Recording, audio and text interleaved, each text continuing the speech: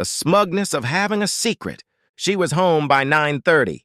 She was always home by that time on Thursdays, sometimes a little earlier. You couldn't be too careful. When he came home from a lodge meeting, it was always 10:15 p.m. You could set your watch by it. Her father had gotten him into it, and he had gone into it just to satisfy them both. But after joining, he found that he liked the civil service aspect of it. He was so good at organizing charitable and social events that he was nominated and elected to the Board of Governors. As chair of the scholarship committee, he worked long and hard to gain support and raise money for the project. Through his efforts, they were able to fund 2 scholarships a year for deserving young people at community colleges. She made sure she was clean and presentable by the time he came home. Sometimes she went to bed, but more often she waited for him, and they talked about the day before, how the scholarship fund was coming along, the ordinary things that married people chatted about before bed. Sometimes they made love, but usually they just cuddled until they fell asleep. The first glimmer that something might be wrong came when she pulled into the driveway. She couldn't get into the garage. His car was parked at an angle, blocking both doors. A sense of unease swept over her as she got out of the car. He had spoken to her only a few minutes ago, and she had told him she was at home. Damn it! She loved this house.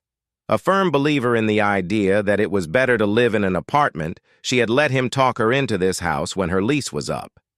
It was a fairly new 3-bedroom house on a small lot. The main advantage was the porch that completely girdled the house. In front, there was a swing set under the ceiling fans. They often sat under them, swaying slightly, enjoying the warm summer evenings. She was savvy enough to realize what he was up to. It was a family home. Mentally, she could even envision swings and a kiddie pool in the enclosed backyard. One of the happiest moments of her life up to this point had happened last month when they were planting a new flower bed. To get his attention, she threw some soil at him. "Hey, you! Hello to you, too. Did I miss something?" "No, I just needed to tell you I'm ready." "No, you're not. We haven't put in the fertilizer and lime yet. We have to mix it in before we plant." "That's not what ready means. I'm ready to have a baby." Good thing the flower beds are soft, she thought as he threw himself on top of her and pulled her against him. The lovemaking that followed was slow, gentle, more like an exchange of souls. She had never felt so loved. The most amazing thing was the tears he shed. He was always so calm, so in control of himself. She stepped out onto the porch and headed for the front door, trying to tread as quietly as possible. "Hello, Les." She jumped up. He was sitting in the swing. The porch light wasn't on, so she didn't see him. "Jesus, Kenny, you scared me. Let's go inside." "No, just sit next to me for a while. Let's enjoy the breeze for a few minutes." He patted the spot next to him on the swing. "Where have you been?" "You said you were here, but you weren't when I got home." She fidgeted awkwardly on the swing. "Oh, I didn't want to sleep. I remembered I was almost out of gas and didn't want to try to fill up in the morning, so I drove to the gas station on the corner. There was only a quarter tank in the car, and she hoped he wouldn't check." He reached out and took her hand. "Seriously? I could have sworn you just got back from the Hideaway Motel on 5th. Number 69. Funny, huh? That's the number, isn't it? Jerry's pretty superstitious about that sort of thing. Isn't that where you usually meet every Thursday from 6:30 to 9 p.m.? She aghast and tried to pull her hand away, but he gripped it tightly and wouldn't let go. "Relax, Les. I'm not going to hurt you, but I want you to promise to listen without interrupting. I promise that when we're done, it'll be your turn to talk and mine to listen. Will you do that for me?" "I will." She hunched over, squeezed herself into a lump, and sobbed loudly. He continued to speak in a quiet voice, devoid of intonation. "When I first heard about it, I refused to believe it. You were seen by one of your friends. No, I don't know which one. She sent me an email from a public account. I ignored it at first, but the seed was planted and it germinated. creeping into the crevices of my brain until I finally had to get rid of it by refuting it. Then I checked it out. I asked a friend to watch the house for me. Do you have any idea how humiliating it is to ask someone to do that? Especially if they're a friend of both of us. That favor may have ended my friendship with him. It was horrifying to watch him struggle with his emotions as he laid out the case to me. He even had pictures of you and Jerry going in and out of the motel room, including the hello and goodbye kisses. Lucky for us, he doesn't know what kind of person that was. Now he tries to avoid me. I think the pain he saw on my face that day is what he sees now every time he looks at me. Small sobs escaped her lips. She tried to speak, but he gently put his fingers to her lips. Hush. You promised to listen first. He pressed his fingers to her lips until he felt her nod lightly. Good. I'll try not to take too long. The porch light was off. The only illumination of the scene was the light filtering through the living room drapes. Though he continued to speak in a calm, even tone, his face was a mask of pain and suffering. But in the darkness, she couldn't see it. When he showed me the pictures, I swear the sound of my heart breaking almost deafened me. Literally, my ears rang. But after thinking about it, I felt like I needed to know why. Why could you two do this to us? For the first time in ages, his composure was broken, and a shuddering sob broke out. For a minute, he breathed deeply, fighting to control himself. Your own sister, Leslie. How could you? When your mom died, she took you in and practically raised you. You should know that at 15, the last thing she would have wanted was the responsibility of a 9-year-old. But she made it through. Skipped dates, dances, school events to be there for you. Your dad told me that one year money was so tight that she gave up Christmas so you could have something under the tree. She loved you more like a daughter than a sister. You know she'll find out eventually. Even if she deserves the truth, I'll never tell her. I love her too much to hurt her like that. Maybe she can forgive Jerry. She's the best woman I know. But to forgive you, Les, I don't know if her heart is that big.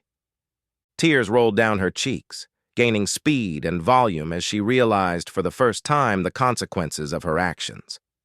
She remembered feeling the elation and smugness of possessing a secret, of getting away with something. Now it seemed so childish to her. Her mind was already searching for ways to fix the situation, desperately hoping she could make things right.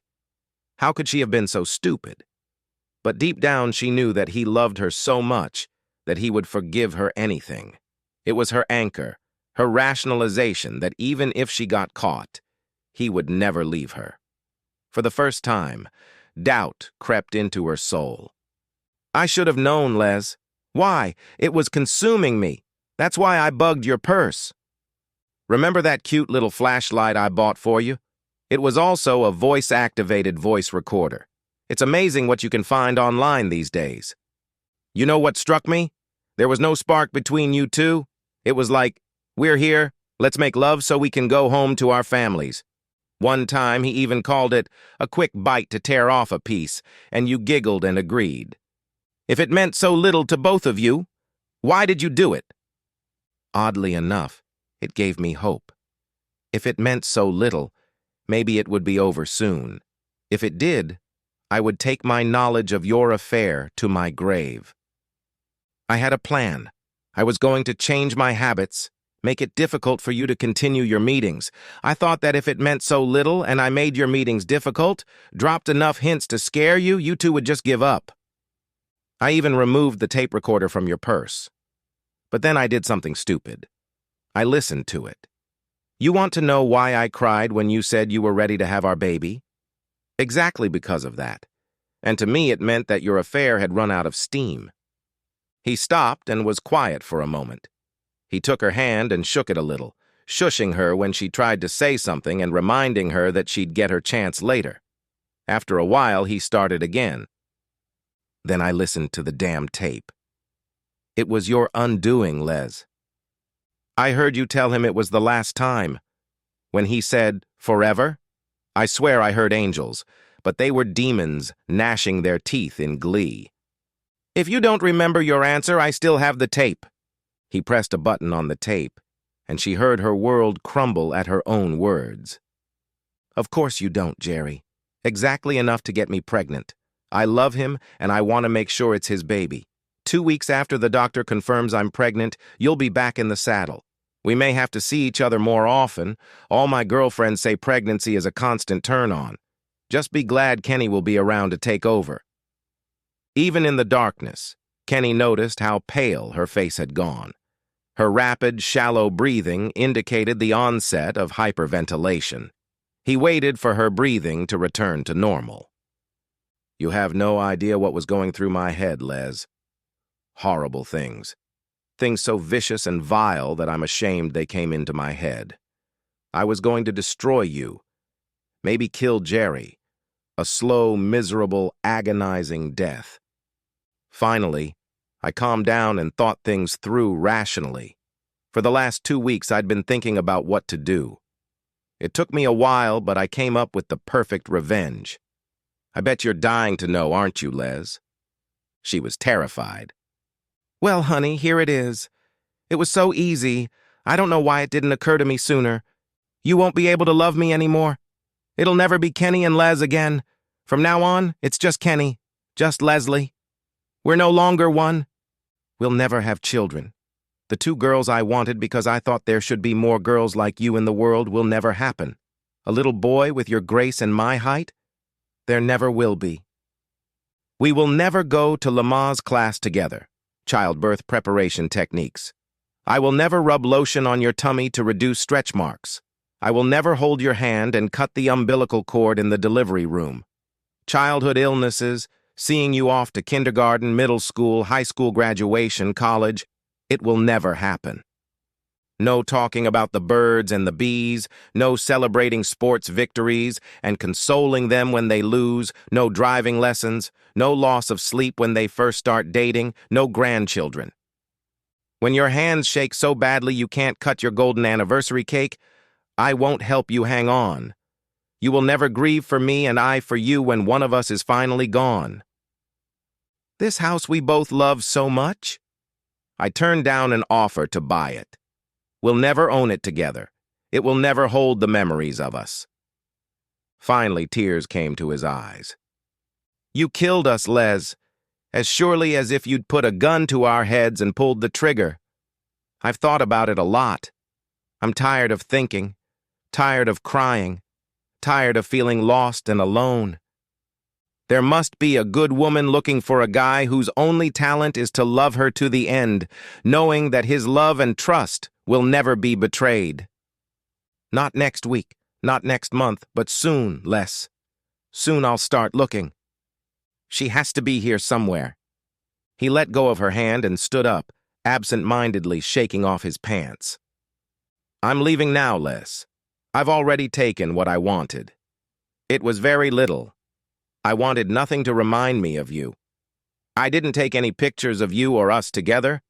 I have enough mental images to last me the rest of my life." He reached the end of the porch and turned around. "I hope you find someone, Les. Remember that when you do. I'm not going to leave town or change jobs, so we'll see each other from time to time. Please don't embarrass us by trying to talk. I'll leave, quietly if I can, loudly and rudely if I have to. One more thing, and then I'll leave. It's up to you to tell your family. You made this mess. Clean it up however you want, but don't make me the bad guy. Just say it didn't work out, and I'll back you up. Oh, I forgot. Oh, one more thing. Tell Jerry to stay away from me. If I'm in a bar, restaurant, or any other public place and he sees me, tell him to leave. I would never hurt you physically, but he doesn't deserve anything, and frankly, I don't even know if I want to control my anger." He was about to get into the car when the shock started to pass.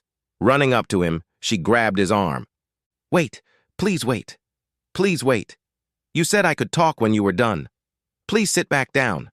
Let me explain. Beg if I have to. I swear I'll never touch another man again." He gently removed her hand. "Les, never, and I mean never, touch me again. I just did what I swore I would never do to you." I lied. I don't want to talk to you. I don't want to hear your explanations and excuses. I don't want to hear your promises. It's over between us, Les. You don't know how sorry I am." He didn't say another word, just got in his car and drove away.